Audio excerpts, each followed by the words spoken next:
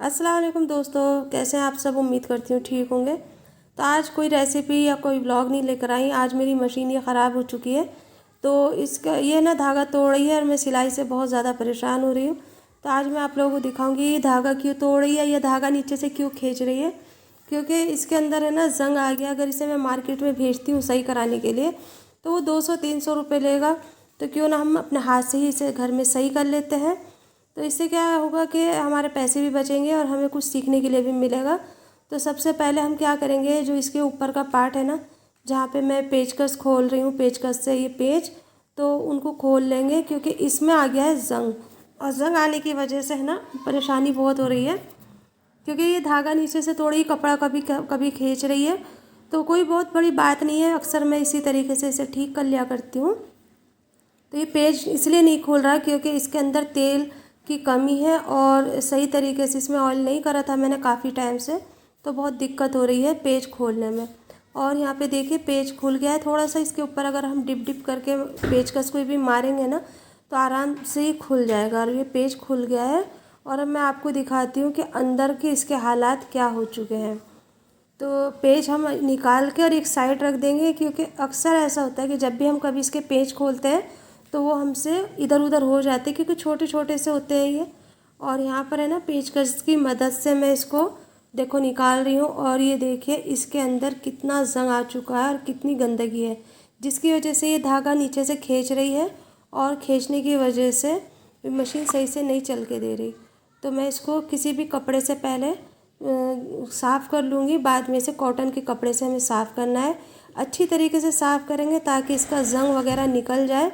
जो इसके अंदर जंग आया है तो उसको हटाना है हमें।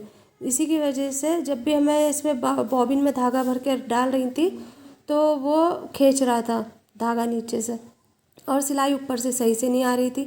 तो यहाँ पे मैंने देखिए सब साफ़ कर दिया है। और अब इसके अंदर से भी हम बारीक पेचकस से या सुई से या किसी सलाई से इसके अंदर की सारी जितना भी रुआं है या ये धागे हैं सब हटा देंगे। और फिर उसके बाद में इसमें ऑयल डाल के और इसे बंद कर देंगे, तो ये फिर से ऐसे ही चलेगी जैसे पहले चलती थी। और ये मेरी शादी की मशीन है, मुझे काफ़ी साल हो चुके हैं शादी की मशीन को, और मुझे बहुत प्यारी है क्योंकि ये माँ बाप के हाथ की चीज़ है, निशानी है ये। हम अक्सर हमारे यहाँ पे मशीन तो हर कोई देता ही है।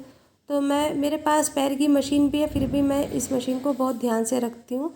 और यहाँ पर से ना देखिए इस तरीके से आपको पेचकस की मदद से ही ये जंग हटाना है। कोई कपड़ा भी आप इसके ऊपर लगा के हटा सकते हैं, लेकिन सबसे पहले हमें ये जितनी भी गंदगी है उसको हटानी है। क्योंकि बारीक बारीक रुआं जितने भी हम कपड़ा सीते हैं ना तो इसमें रुआं फंस जाता है, जिसकी वजह से हमारी मशीन जाम हो जाती है। और फिर हम काफ़ी टाइम तक ध्यान नहीं देते हैं तो मशीन हमारी बेकार हो जाती है और उसका शटर बैठ जाता है। तो एक बार मैंने इसकी शटर की भी वीडियो बनाई थी, शायद इसमें डाली है या नहीं है तो मुझे याद नहीं है। लेकिन शटर किस तरीके से खोलते हैं अगर आपको देखना है और कैसे बंद करते हैं तो मुझे कमेंट्स करके ज़रूर बताना, तो मैं फिर डालूँगी। और जब भी कभी मेरी मशीन ख़राब हो जाती है ना तो मैं ही अपने घर में ही सही कर लेती हूँ, मैं मार्केट वगैरह में नहीं भेजती। क्योंकि जब हम मार्केट भेजते हैं तो 300-400 रुपये हमारे आसान तरीके से चले जाते हैं, और जो काम हम खुद कर सकते हैं तो वो हम पैसे दे के क्यों कराएं।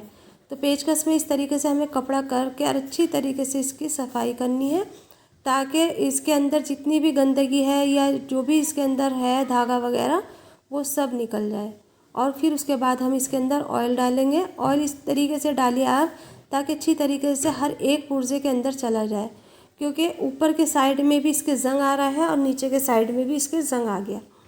तो मैं इस पर अच्छी तरीके से ऑयल कर लूँगी, और जहाँ जहाँ इसका पेच लगाना है उधर भी हमें ऑयल करना है, ताकि जब हम दूसरी बार मशीन खोलें तो हमें बिल्कुल भी दिक्कत ना हो पेच खोलने के लिए।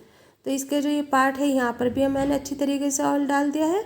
और अगर आप चाहें तो बंद करने के बाद भी डाल सकते हैं। एक बार ऑयल डाल के अच्छे से साफ़ करें और फिर दूसरी बार फिर ऑयल कर डाल सकते हैं इसके अंदर। और अब यहाँ पर से हम पेच लगा देंगे और पेच लगा के इसको बंद कर देंगे।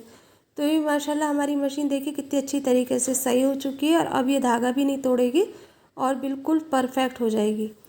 तो अब मैं यहाँ पर पेच लगा देती हूँ और पेच लगा के इनको बंद कर दूँगी। और फिर जो मुझे भी सीना है तो वो सीऊँगी, क्योंकि इसकी वजह से मेरी सारी चीज़ें रुकी हुई हैं।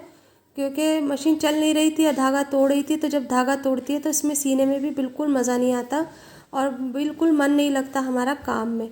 जब हमारे ये सारी चीज़ें परफेक्ट होती हैं जब ये सिलाई करने के लिए भी अच्छा लगता है।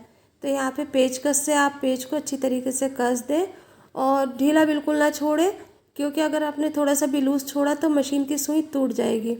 तो हमें इस बात का ध्यान करना है कि हम जो ये पेचकस से पेच को कसेंगे तो वो बिल्कुल फिट होने चाहिए, नहीं तो थोड़ा बहुत इधर उधर हो गया तो बेकार में सुई टूट जाएगी और नुकसान हो जाएगा।